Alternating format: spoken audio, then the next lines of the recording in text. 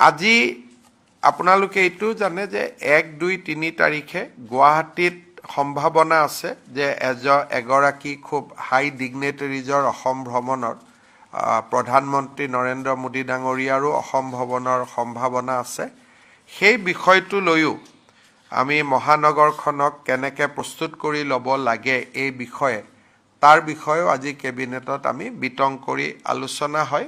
কিন্তু ভিজিটটো এতিয়ালৈকে 100% কনফাৰ্ম নহয়, সেইকাৰণে আমি বহুত ডিটেইলছ এতিয়াই দিব খোজা নাই। কিন্তু প্ৰস্তুতি পৰ্বটো ৰাজ্য চৰকাৰে আজিৰে পৰা আৰম্ভ কৰিব। আমি গুৱাহাটীবাসী ৰাইজৰ সহযোগিতা বিচাৰিম। কেবিনেটত এইখিনি আলোচনা কৰাৰ উপৰিও কেবিনেটে 6 জুলাইৰ পৰা অসম বিধানসভাৰ অধিৱেশন অনুষ্ঠিত কৰাৰ বাবে সিদ্ধান্ত গ্ৰহণ কৰিছে। 6 জুলাইৰ অধিৱেশনখন বাজেট অধিৱেশন হ'ব আৰু 21 দিনতকৈও বেছি এই অধিৱেশন চলিব। আৰু এই অধিৱেশনতে 2026-27 চনৰ পূৰ্ণাংগ বাজেট বিত্তমন্ত্ৰীয়ে দাখিল কৰিব আৰু আপোনালোকক বাজেটৰ দাখিলৰ দিনটো ছেপাৰেটলি বিত্ত বিভাগে অৱগত কৰিব। আৰু জুলাই মাহত বাজেট অধিৱেশন শেষ হোৱাৰ লগে লগে আগষ্ট মাহৰ পৰা চৰকাৰৰ জনকল্যাণমূলক আঁচনিসমূহো আৰম্ভ হ'ব। এইখিনি আজি কেবিনেটত সিদ্ধান্ত লোৱা হয়। আপোনালোকে যদি কিবা সুধিব বিচাৰে সুধিব পাৰে। Assam has already saturated so far as Aadhaar is concerned. However, still Aadhaar card is being issued from the state, and some district has even crossed 100% of the targets. Some district has gone up to 114%, 115%. So there is every apprehension that even after 100% saturation, who are taking these Aadhaar cards? We want to fully prove that no illegal immigrants is taking advantage of Aadhaar. Cabinet has decided to stop issuance of Aadhaar card for any person more than 18 years of age. However, for children below 18 years of age, Aadhaar will be continuously provided. But no one will get Aadhaar if the citizen is of 18 plus. If at all there is some genuine person, then Deputy Commissioner has to send a proposal. Government will approve, but not at the Deputy Commissioner level or DC level. No more Aadhaar card will be issued to the citizen having more than 18 years of age. We want to stop the leakage in issuance of Aadhaar. It is for all the time to come. Complete ban.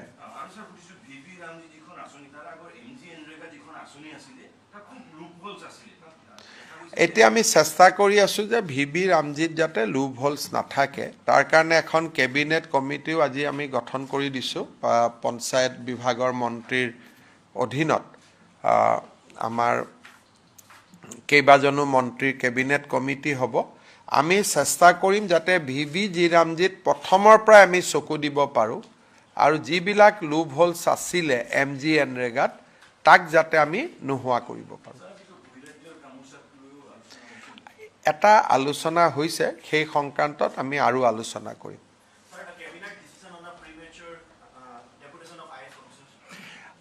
There is a tendency of certain All India Service officer to put pressure on the government for premature deputation. So what we have said that the premature deputation power will now be vested only on cabinet. Because if it is within the chief minister, then officer comes and put pressure on chief minister directly or indirectly. So I have surrendered my power to the cabinet so that it's become a collective decision. In Guwahati, we are trying to build up a satellite city in and around Guwahati. So we have identified a land parcel around Guwahati airport. If we can take that land parcel after paying proper, after following proper procedure, then we can extend Guwahati. So today a authority has been created to properly guide the expansion of Guwahati, including setting up of a satellite city.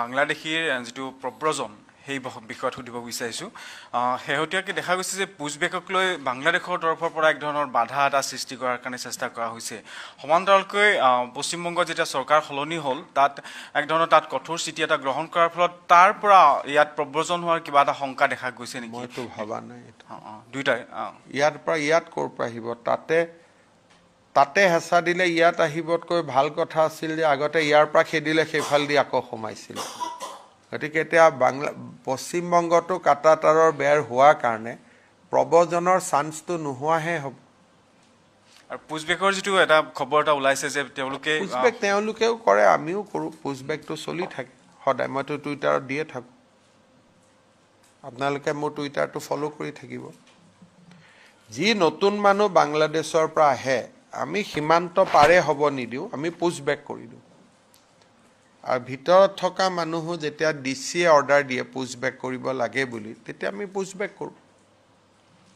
গতিকে তো বাংলাদেশৰ স্থিতিটো বাংলাদেশে পৰিষ্কাৰ কৰিব ভাৰতৰ স্থিতিটো এইটোই আছে যে ভাৰতত আমি কোনো বাংলাদেশী নাগৰিকক সোমাব নিদিও স্যাৰ নিযুক্তি প্ৰক্ৰিয়াটোৰ এটা প্ৰসেস আপোনালোকে আগুৱাই লৈ গৈছে লাহে হ'ব এতিয়া আমি নিযুক্তি প্ৰথম 2 লাখ পদ আমি বিচাৰি উলিয়াব লাগিব গতিকে তাৰ প্ৰক্ৰিয়াটো আৰম্ভ হৈছে ইতিমধ্যে স্যাৰ উচ্ছেদৰ দাবীটো বহুত এতিয়া উত্থাপিত হৈ আছে যোৱা কালি এতিয়াও আমি আপোনালোকে যদি যায় পলাশবাৰী ট্ৰাইবেল বেল্ট এণ্ড ব্লকৰ পৰা আজিও নটিচ ইস্যু হৈ আছে এইবিলাক কন্টিনিউয়াস প্ৰসেস আৰু ইয়াত কোনো ৰখি যোৱা বা চলাই থাকাৰ কথা নহয় এটা চলিয়ে থাকিব হাইকোৰ্টেও এটা ডাঙৰ অৰ্ডাৰ দিলে গোলাঘাটতো 2 দিনতে আৰু এটা এভিকশন আছে গতিকে এইবিলাক সব কন্টিনিউয়াস প্ৰসেস ইয়াত আৰু নতুন চৰকাৰ পুৰণা চৰকাৰ বুলি নহয় যেনেকে আগত চলি আছিল তেনেকে চলি থাকিব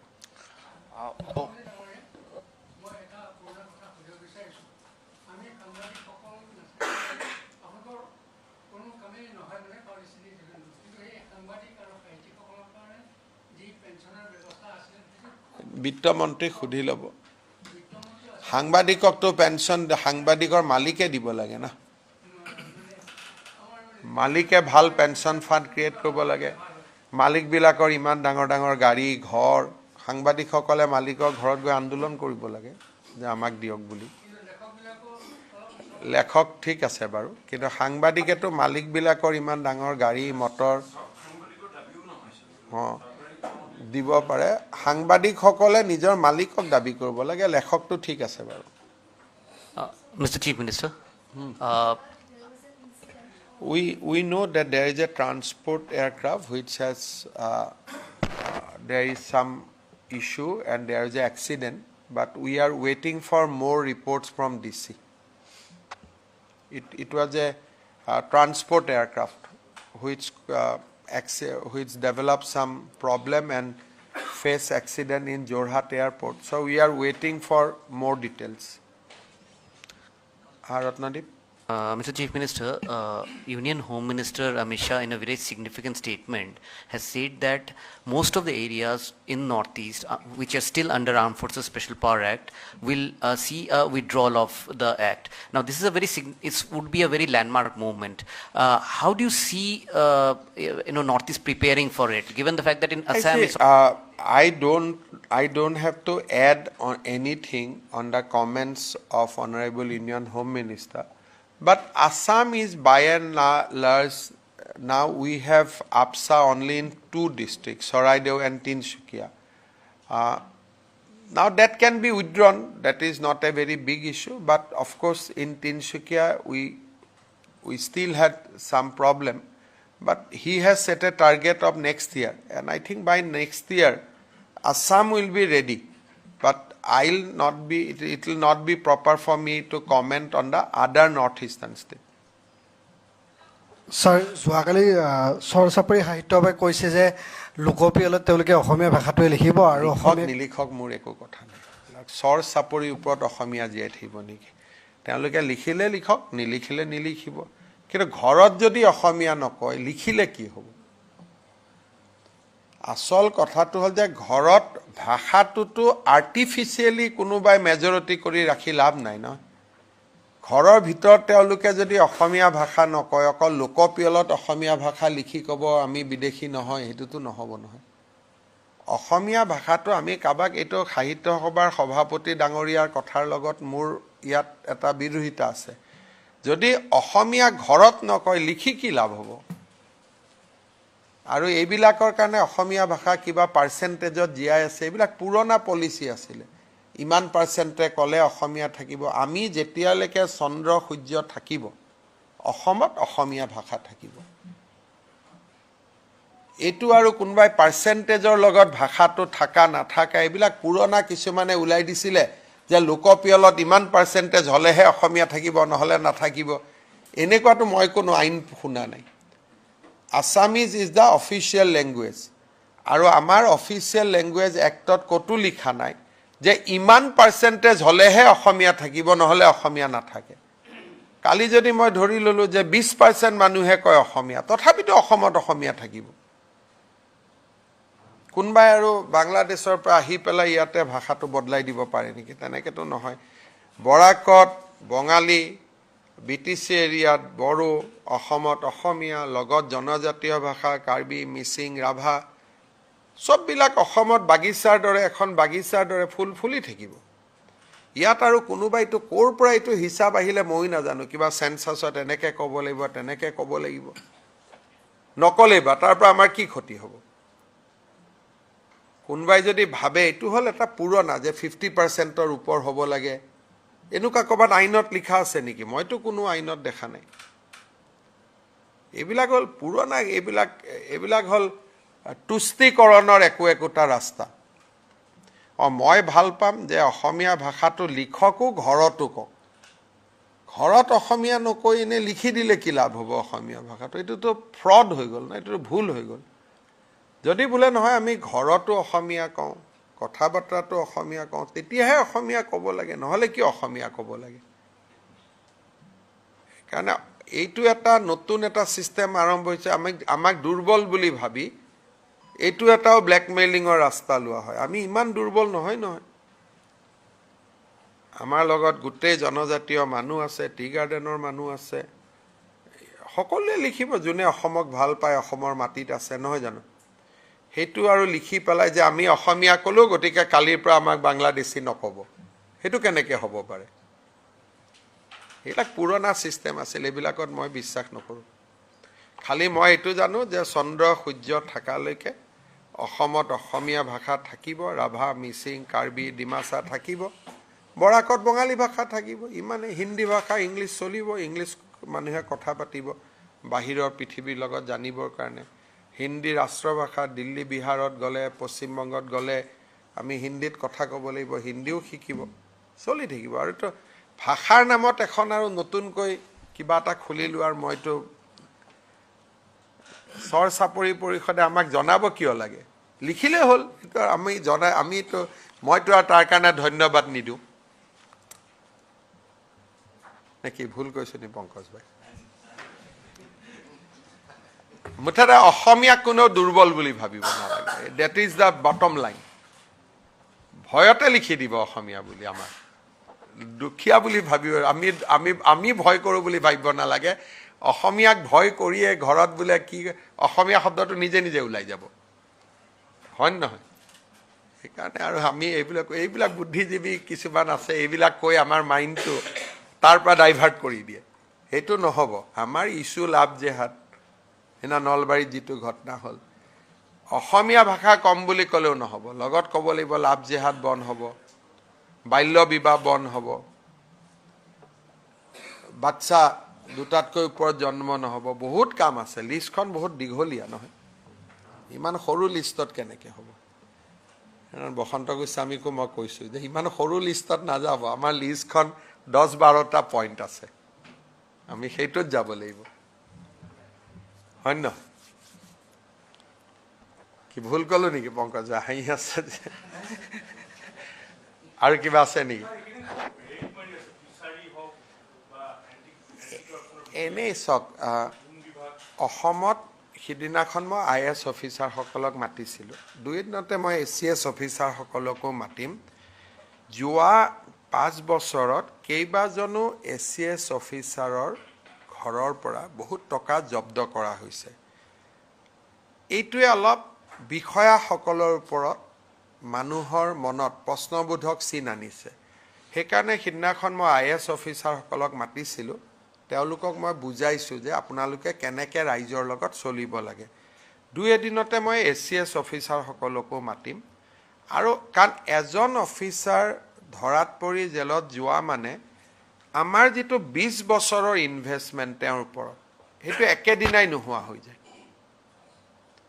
আৰু এই অফিচাৰসকল কোন দুখীয়া মধ্যবিত্ত পৰিয়ালৰ পৰা উঠি আহি অফিচাৰ হৈছে তেওঁলোকৰ পৰা কোনেও এইটো আশা নকৰে সেইকাৰণে আপোনালোকে এই চৰকাৰখন যাওঁতে দেখিব যে কোনোবা এজন অফিচাৰে যদি আপোনাৰ পৰা টকা লৈছে ঘটনাটো নামটো নিদিব লাগিলে ঘটনাটো দি হলেও আমাক জনাওক এনেকুৱা বহুত সিস্টেম আমি ডেভেলপ কৰি আছো মই বাজেটখনৰ কাৰণে ৰখি আছো বাজেটৰ পিছত আপোনালোকে বহুত নতুন কথা শুনিব আমি দুৰ্নীতিটো একদম নোহোৱা শব্দটো ক'ব নোৱাৰো কিন্তু বহুত কমাব লাগিব কাৰণ নহলে মানুহে গভৰ্ণমেণ্টৰ পৰা লাভ নাপায় এতিয়া আজি ৰাতিপুৱা মোক পীযুষ হাজৰিকাই কৈছে যে প্ৰায় 5 লাখ গছৰ পুলি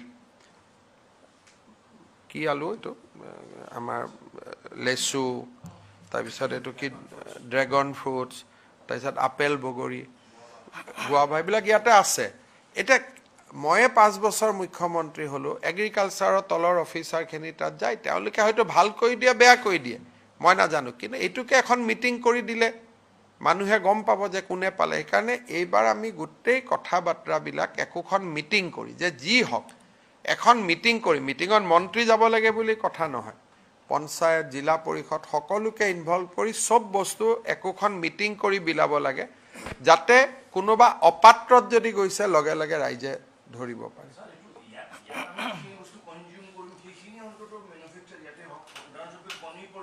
এতিয়া কণী বহুত বাঢ়ি গ'ল চক এতিয়া ফিছ মাছ আহিব নালাগে 2 বছৰত কণী আমাৰ ইয়াত 100% হৈ যাব কণী আহিব নালাগে গাহৰিটোত অলপ ইস্যু আছে কিন্তু মই ভাবো যে আমি নেক্সট 5 ইয়াৰ্ছত কণী মাছ সাফিচিয়েন্ট মৌটো বহুত ভাল ডেভেলপমেন্ট হৈছে এইবাৰে আপোনালোকে দেখিছে লেচুৰো বহুত ডিমান্ড মোক সিঙ্গাপুৰৰ এম্বাসেডৰে মোক নিজে হোৱাটছআপ দি কৈ আছে যে আৰু পঠাব লাগে লেচু গতিকে অসমীয়া লৰাই যিমানে কাম কৰে অসমখন বাচিব হাই ভ্যালু হৰ্টিকালচাৰ যিমান কৰে সিমানে অসমখন বাচিব এতিয়া আমাৰ খেতি পথাৰবোৰ পৰি আছে যদি অকল ট্ৰিয়ে লগাই দিয়ে গছ লগাই দিয়ে মেৰুনি তেৰুনি গছে লগাই দিয়ে তাৰো ইনকাম আছে গতিকে অলপ এই 5 বছৰত আমি অসমৰ অৰ্থনীতিটো জাগৰণ কৰাৰ কাৰণে চেষ্টা কৰিব লাগিব এবাৰ বাজেটত আপোনালোকে অলপ পাব গধূলি মোৰ এখন সাংবাদিক মেল আছে পাৰ্টি অফিচত আপোনালোক আহিব 5:30 নে একেটা দিছে জয়ন্ত যেটাত দিছে আপোনালোক আহিব স্যাৰ এটা কথা জানি থওঁ আপুনি গম পায় আৰ্যনগৰত এটা ঘটনা ঘটি গ'ল আৰু তাৰ পিছতে অসমীয়া অনাঅসমীয়া এনেকুৱা বিষয় এটা আহিল আপোনাৰ ষ্টেটমেণ্ট অকমান জানিব বিচাৰিছো সেই ঘটনাটোৰ যিজন মূল নায়ক তেওঁ কোন হয় কোনোবা এজন সাংবাদিকৰ নাম এটা ওলাই আছে ঘূৰি আছে আপোনালোকে দেখিছে অসমত যদি অসমীয়া বিহাৰী অসমীয়া বঙালী এই কাজিয়াবিলাক যদি আমি কৰি থাকো তেতিয়ালে আমি আকৌ আন্দোলনৰ দিনলৈকে উভতি যাম এজন ক্ৰিমিনেল হিন্দীভাষী হ'ব পাৰে কিন্তু তেওঁটো হিন্দীভাষী কমিউনিটিটোক ৰিপ্ৰেজেন্ট নকৰে এজন অসমীয়া ল'ৰা এজন কোনোবা কাৰণত ধৰ্ষণৰ গোচৰত পৰিব পাৰে সেই বুলি যদি গোটেই অসমীয়া কোনোবাই ৰেপিছ বুলি কয় আমি মানিম নেকি সেইকাৰণে যিটো অসমত এজন বিহাৰী অসমীয়াৰ কাজিয়া লাগিলে গোটেই বিহাৰী জাতিটোক টানি আনা অসমীয়া জাতিটোক টানি আনা এইটোতো কোনো কাৰণে সমৰ্থনযোগ্য নহয় তেওঁ যদি মিটিং কৰি যে মই সকলো বিহাৰী ৰাইজৰ হৈ এই কাজিয়াখন কৰিছো তেতিয়া বেলেগ কথা কোনোবা এজনৰ উপাধিটো তিৱাৰী হ'লে তেওঁ গোটেই হিন্দীভাষী মানুহৰ প্ৰতিনিধি বুলি কেনেকৈ গম পোৱা যায়? এইবিলাক কৰিলে কি হ'ব? আমাৰ আজি আপোনালোকে এইটো জানি ল'ব যে অসমত যিমান হিন্দীভাষী থাকে তাতকৈ বেছি অসমীয়া ল'ৰা বাহিৰত থাকে। এই কথাবিলাক আমাৰ অসমৰ সাংবাদিকসকলে আপোনালোকেও এইবিলাক লিখালিখি কৰে। যদি ভাৰতৰ মানুহে কয় যে আপোনালোকৰ 25 লাখ মানুহ ঘূৰাই লওক, 25 লাখতকৈ বেছি অসমীয়া আজি অসমৰ বাহিৰত আছে। এই কথাবোৰ আমি পাহৰি যাওঁ অসমত থকা মানুহখিনি। আজি বাংগালোৰ, হায়দৰাবাদ আপুনি যাব নোৱাৰে, গামোচা এখন লৈ যাওক, গোটেই ৰাস্তাই ৰাস্তাই আপোনাক মাতিব। গতিকে এই বস্তুটো ঠিক বস্তু নহয়। কোনোবা যদি বিহাৰী সংগঠন এটাই বা হিন্দীভাষী সংগঠন এটাই প্ৰস্তাৱ লৈ আমাক আক্ৰমণ কৰে তেতিয়া বুজি পালোঁ। দুজন ক্ৰিমিনেলৰ কাজিয়াটো অসমীয়া বিহাৰী কেনেকৈ হ'ব পাৰে? তেতিয়া অসমীয়া কাজিয়া গিলে আমি কি বুলি ক'ম? তেতিয়া ক'ম এইটো কলিতা আৰু বামুণৰ ফাইট, যদি দুজন কলিতা আৰু বামুণ হয়। কালি যদি দুজন মিচিং আৰু ৰাভা হয় আমি ক'ম মিচিং ৰাভাৰ ফাইট। এইটোতো বহুত সৰু ৰাস্তাত, আৰু এইবিলাকত আটাইতকৈ বেছি চলায় কোনে চলায়? আটাইতকৈ সন্দেহযুক্ত বাংলাদেশৰ পৰা অহা মানুহখিনিয়ে এইখিনি বেছিকৈ প্ৰচাৰ কৰা আৰম্ভ কৰে। আজিলৈকে কোনোবা এজন, যিটো নলবাৰীত ঘটনা হ'ল, কোনোবা হিন্দীভাষী এজনে আজিলৈকে কৰা উদাহৰণ আছে নেকি? কোনোবা বঙালী ভাষী এজনে কৰা উদাহৰণ আছে নেকি? গতিকে এইটোতো, সেইকাৰণে মোৰ ভিউটো স্পষ্ট, আমি ভাৰতীয়, আমি অসমীয়া। গতিকে আমি যদি উগ্ৰ অসমীয়া কৰোঁ তেতিয়াহ'লে আমাৰ 25 লাখ মানুহক আমি ভাৰতৰ পৰা ঘূৰাই আনিব লাগিব। আৰু মইতো ক'ভিডৰ সময়ত নিজে 2000 টকা দিয়া যিটো স্কিম লৈছিলোঁ, মইতো এটাকৈ নাম পাইছোঁ। আমাৰ NHM-ত এতিয়াও ৰেকৰ্ড আছে, 18 লাখ মানুহে বাহিৰত থকা 2000 টকা আবেদন কৰিছে। আমাৰ ল'ৰা ছোৱালী কিমান বানাৰস হিন্দু ইউনিভাৰ্চিটিত পঢ়ি আছে, আমাৰ কিমান অসমীয়া মানুহে বানাৰস হিন্দু ইউনিভাৰ্চিটিত কাম কৰি আছে। সেইবিলাক গুচি আহিব নেকি এতিয়া? সেইকাৰণে কেইজনমান মানুহৰ কাৰণে অসমীয়া জাতিৰ উত্থানৰ প্ৰক্ৰিয়াটো স্তব্ধ হ'ব নোৱাৰেতো। আমাকতো ভাৰত লাগিবই। সেইকাৰণে মোৰ কমেণ্টটো মোক সুধিবই নালাগে, মোৰ কমেণ্টটো সদায় স্পষ্ট ধৰি ল'ব যে এইবিলাক কথাত মই নাই। আৰু যিকেইজনে এইবিলাক কাম কৰে তেওঁলোকক মই বেয়া পাওঁ। চান্দা নিদিব, চান্দা নিদিলে অসমীয়া বিহাৰী কৰি দিব, চান্দা নিদিলে অসমীয়া মাৰোৱাৰী কৰি দিব। এইটো কি কথা? আমাৰ কোনটো ছোৱালীক আজিলৈকে তেওঁলোকে ধৰ্ষণ কৰিছে মোক কওকচোন? ক'ত আজিলৈকে ৰেকৰ্ড আছে? কোনোবা আজিলৈকে ৰেকৰ্ড আছে নেকি মাৰোৱাৰী মানুহে আমাৰ অসমীয়া ছোৱালীক ধৰ্ষণ কৰা? হিন্দীভাষী মানুহে, কিন্তু যোনে ধৰ্ষণ কৰা কেছ এটা হয় তাৰ পিছত অসমীয়া বিহাৰী এটা লগাই দিয়ে, দি পেলাই তেওঁলোকে কাজিয়াখন আমাৰ খংটো ডাইভাৰ্ট কৰিব খোজে। আৰ্যনগৰৰ ঘটনাটোৰ ওপৰত ইমান আলোচনাই নহ'লহেঁতেন যদি নলবাৰী আৰু গোৱালপাৰাৰ ঘটনাটো নহ'লহেঁতেন। নলবাৰী আৰু গোৱালপাৰাৰ ঘটনাৰ পৰা ডাইভাৰ্ট কৰিবৰ কাৰণেই এই আৰ্যনগৰৰ ঘটনা, এইটোতো চান্দা তোলা কেছ এটা আছিলে। গতিকে এইবিলাক হৈছে কিছুমান মানুহে স্বভাৱ কৰি লৈছে যে চান্দা তুলিব আৰু খাব। এইটোতো পিয়ৰ চান্দা তোলাৰ কেছ এটা আছিলে। মইতো পুলিচক বাৰে বাৰে সুধিছোঁ, আৰু পুলিচজন জনজাতীয় মানুহ, বলিন দেউৰী, তেওঁক মই বাৰে বাৰে সুধিছোঁ ইয়াত অসমীয়াৰ এটা AIত নাম এটা লগাই দিব, অসমীয়া গো বেক। আৰে AIত আজিকালিতো যোনে তোনে আৱাজ লগাব পাৰে। এইবিলাক কৰিব নাপায়। অসমখন বহুত আগবাঢ়ি গৈছে, আৰু এতিয়া এইবিলাক কেইজনমান মানুহৰ যদি অসমীয়াগিৰি কৰিব লাগে, ডাক্তৰ হৈ, IAS অফিচাৰ হৈ, IPS অফিচাৰ হৈ, আমি তেনেকৈহে অসমীয়াগিৰি কৰিব লাগে। আজি অসমীয়াগিৰিৰ আটাইতকৈ ডাঙৰ উদাহৰণ হ'ল আমাৰ চেল্ফ হেল্প গ্ৰুপৰ আই মাতৃসকল। কেনেকৈ অসমীয়া জাতি উঠিব লাগে আজিতো আমাৰ মহিলাসকলে দেখুৱাই আছে, দিনে ৰাতিয়ে কাম কৰি। আৰু তেওঁলোকৰ নামতো কোনোবাই গান বনাই দিয়ে। মই দুই এটা আপোনালোকে দেখিব ইনষ্টাগ্ৰাম বা ছ'চিয়েল মিডিয়াত গান ঘূৰি আছে, মানে মহিলা কেইগৰাকীক মানে ইটিকিং কৰি। কিন্তু তেওঁলোকে, মহিলাসকলে ইমান দিনে ৰাতিয়ে কষ্ট কৰি আছে, তেওঁলোকেহে অসমীয়াগিৰি কৰি আছে। কোনোবাই পিঠা বনাইছে, কোনোবাই তেল বনাইছে, কোনোবাই গছ ৰুইছে, সেইবিলাকত আমাৰ চকু নাই। খালি এই কামটোতে কিবা এটা হ'লেই অসমীয়া বিহাৰী, অসমীয়া বঙালী।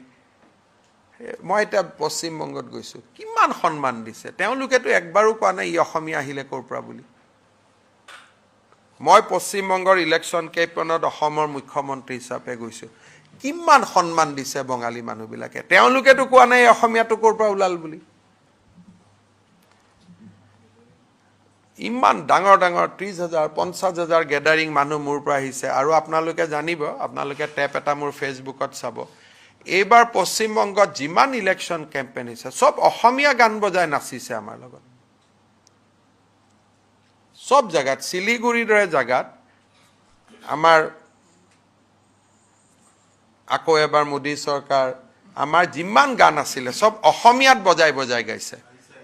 আহিছে আহিছে এইবিলাক গোটেই। আৰু অসমৰ বাহিৰত এতিয়া অসমীয়াৰ বহুত সন্মান হৈ গ'ল। টেক্সিৱালা, ৰিক্সাৱালা চবেই অসমীয়াক সন্মান কৰে। ইয়াৰ ভিতৰত এটা গ্ৰুপ বহি আছে যাতে অসমক বদনাম কৰিব পাৰে। তেওঁলোকে বুজি নাপায় যে এজন বিহাৰী ভাষিক, হিন্দী ভাষিক কথা কোৱাৰ লগে লগে গোটেই মধ্যপ্ৰদেশ, ৰাজস্থান, উত্তৰ প্ৰদেশত কাম কৰি থকা অসমীয়া মানুহবোৰ ভালনাৰেবল হৈ নাযায় জানো? তাতে যদি এটা অসমীয়া ল'ৰা কোনোবাই তই ইয়াত কৰিছ ময়ো তোক কৰোঁ বুলি কৰি দিয়ে, তেওঁলোকৰোতো নিৰাপত্তাৰ দায়িত্ব আমাৰ ওপৰত আছে নে নাই? 25 লাখতকৈ বেছি ল'ৰা ছোৱালী আছে। গতিকে এই কাজিয়াটো কেতিয়া হয় মই পুৰা মোৰ ষ্টাডি কৰোঁ। নলবাৰী আৰু গোৱালপাৰা হোৱা কাৰণেহে এই আৰ্যনগৰটো হ'ল, ডাইভাৰ্ট কৰাৰ কাৰণে। যদি নলবাৰী আৰু গোৱালপাৰাৰ ঘটনা নহ'লহেঁতেন আৰ্যনগৰ নোলালেহেঁতেন। আৰু সব একাংশ মানুহে সব হিন্দু নাম লৈ লৈ, অসমীয়া মানুহ লৈ ফলছ ছ'চিয়েল মিডিয়া একাউণ্ট বনাই ৰাখি থৈ দিছে আৰু এইবিলাক কৰি ফুৰে। সেইকাৰণে এইবাৰ যে ইলেকশ্যনত ছ'চিয়েল মিডিয়াটো ফিল্ডত আপোনালোকে দেখা নাপালে। কিয় দেখা নাপালে? কাৰণ আধা ছ'চিয়েল মিডিয়াত শ্বেডো একাউণ্ট লৈ চলি আছে। সব হিন্দু মানুহৰ, অসমীয়া মানুহৰ নাম লৈ শ্বেডো একাউণ্ট চলাই আছে। সেইকাৰণে মানুহে কাৰে ছ'চিয়েল মিডিয়াত ইমান কৰিলি, ফিল্ডত একো নাই। আৰে ছ'চিয়েল মিডিয়া কৰা কেইটাওতো অৰিজিনেল মানুহ হ'ব লাগিব না। 50% মানুহ শ্বেডো নামত চলি আছে। নাম এটা, টাইটেল এটা বেলেগ। বড়োলেণ্ডত যদি গণ্ডগোল কৰিব লাগে নামটোত লিখি দিব অসমীয়া।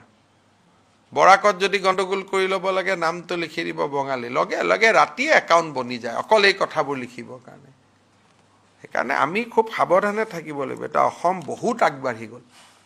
মই এটা টাটাৰ দৰে আৰু 2-3টা ইণ্ডাষ্ট্ৰী আনিব লাগি আছোঁ। কিন্তু ইয়াতে যদি আৰু অসমীয়া বিহাৰী লগাই দিয়ে, যিমান মানুহ বাহিৰৰ পৰা আহিব, দিল্লীৰ পৰা আহিব, চবতো হিন্দী ভাষীয়ে হ'ব। হিন্দী ভাষীৰ লগত যুঁজি আমি পাৰিম নেকি? যিমান অফিচাৰ আহিব সেইটো হিন্দী ভাষীয়ে আহিব। আনলেছ অসমীয়াই 100জন IAS অফিচাৰ প্ৰতি বছৰত সৃষ্টি নকৰে। সেইটো কম্পিটিশ্যন কৰিব লাগে না। প্ৰত্যেকজন মিলিটাৰী লেফটেনেণ্ট জেনেৰেল, এইটো হৈছে হিন্দী ভাষী আহে। ইয়াত হিন্দী ভাষী গালি পৰাৰ লগে লগে আৰ্মিৰ লগত কথাই পাতিব নোৱাৰা হৈ যাওঁ। ইয়াত কথা পতাৰ লগে লগে মই চিফ ছেক্ৰেটাৰী আমাৰ অফিচাৰখিনিৰ লগত কথাই পাতিব নোৱাৰা হৈ যাওঁ। চবেইতো হিন্দী ভাষী। সেইকাৰণে এইবোৰ হ'ল গোৱালপাৰা আৰু ধুবুৰীৰ ঘটনাটোক নিউট্ৰেলাইজ কৰাৰ কাৰণে আৰ্যনগৰৰ ঘটনা ঘটিছে। আৰু যিবোৰ মানুহ নলবাৰীত যোৱা নাছিল তেওঁলোক আৰ্যনগৰত আহিছে।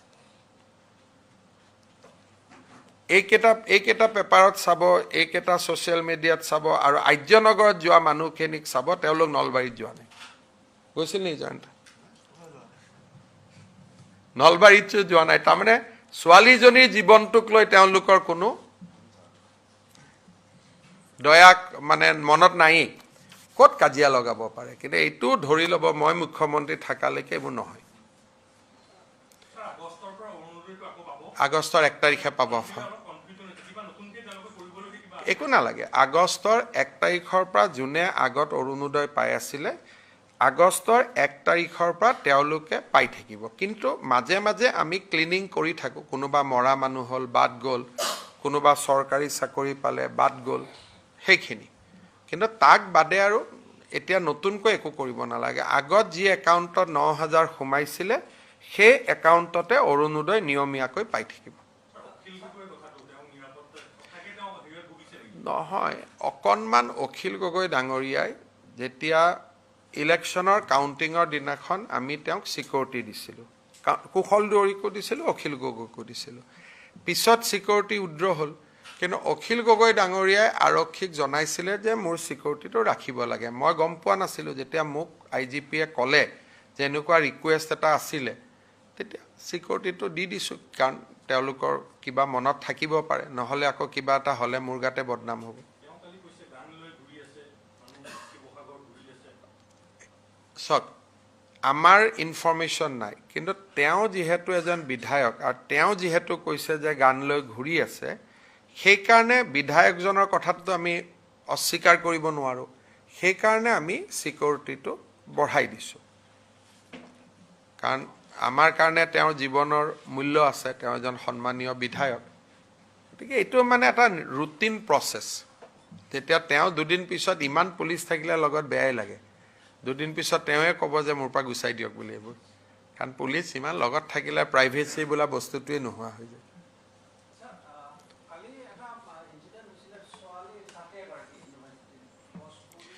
এইবিলাকতো মই সদায় কৈ থাকোঁ যে গছবিলাক বুঢ়া হ'লে কাটিব অনুমতি দিব লাগে। এতিয়াতো আমি আপোনালোকে এনেকুৱা পৰিৱেশ কৰি দিলে একো চুব নোৱাৰা হৈ গ'লো ন। এতিয়া যোনে গছ কাটাৰ বিৰুদ্ধে আন্দোলন কৰে তেওঁলোকে আজি ফেচবুক দি আছে গছবিলাক ভাল কৰি ৰখা নাই। এতিয়া এইটো এটা প্ৰচেছ যে কিছুমান গছ যেতিয়া বিপদজনক অৱস্থালৈকে আহে সেই গছটো আমি কাটিব লাগিব। কাটিলে মানুহ কিছুমান ওলাই আহে বিপদজনক গছ। আজি দীঘলী পুখুৰীটো যিকেইডাল গছক লৈ আন্দোলন কৰিলে 10 বছৰ পিছত ইও বাগৰিব,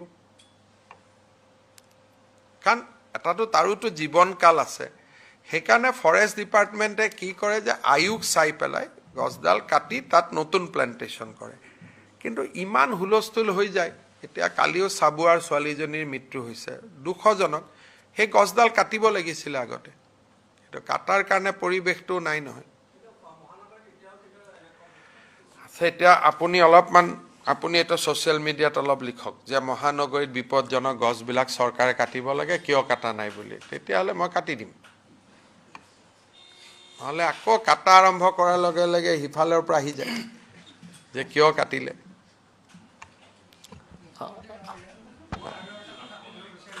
হা কি কথা পাতিলে আপোনাৰ লগত জয়ন্তই ভাল কৰে, পদ্মদাক অফিচত বহাই লওক। পদ্মদাৰ গোটেই সমস্যাখিনি এবাৰ বাজেটত কমপ্লিট কৰি দে।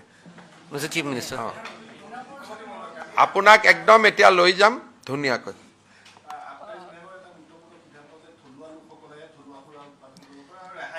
আমি কৰিছোঁ কি, মাজতে যিখিনি জনজাতি লোকৰ বা ধৰক হাজে হ'ল বা আমাৰ ৰহিয়ে হ'ল, কিছুমান ব্যৱসায়ীয়ে ইয়াক বিক্ৰী কৰা আৰম্ভ কৰিছে। সেইকাৰণে আমি কৈছোঁ যে নহয়, সেই ব্যৱসায়টো অকল সেই কমিউনিটিটোহে কৰিব পাৰিব। ধৰক আজি যদি সাজৰ দোকান এখন দিয়ে, সেইটো এটা আহোম পৰিয়ালে দিলে ভাল।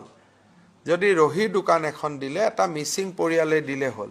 বোলে লাওপানী কৰিম বড়ো মানুহ এজনে কৰিলে ভাল। সেইকাৰণে আমি এইটো সিদ্ধান্ত লৈছোঁ, বেলেগ কমিউনিটিৰ ড্ৰিংকছত যাতে বেলেগ কমিউনিটিয়ে ব্যৱসায় নকৰে। ধৰক ডিমাচাৰ, এতিয়া কি কয় এইটো জুডিমা। এতিয়া ডিমাচাৰ জুডিমাটো যদি এজন কলিতা মানুহে কৰে, তেতিয়াহ'লে জুডিমাটোত মিক্স কৰি কৰি তাক বেয়া কৰি দিব।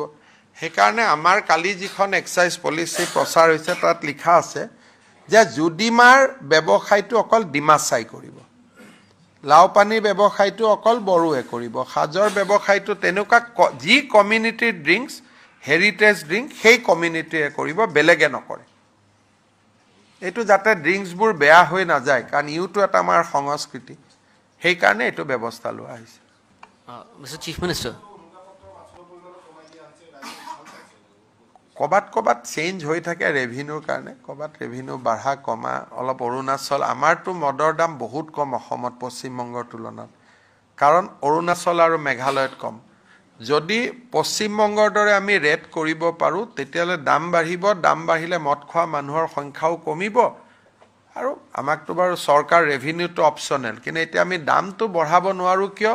দাম বঢ়ালে অৰুণাচলৰ পৰা বা মেঘালয়ৰ পৰা গোটেই বটলবিলাক আহি অসমত সোমাই যায় নহ'লে এক্সাইজৰ ওপৰত অলপ আমাৰ ইয়াত দাম বহুত হ'ব লাগে এটা হুইস্কিৰ বটল আমি 250 টকা দিও পশ্চিমবংগই 500 টকা দিয়ে একাৰণে অলপ নহ'লে আমি অলপ দাম বঢ়াই বস্তুটোৰ প্ৰচলনটো আমি বন্ধ কৰিব পাৰিলো Mr.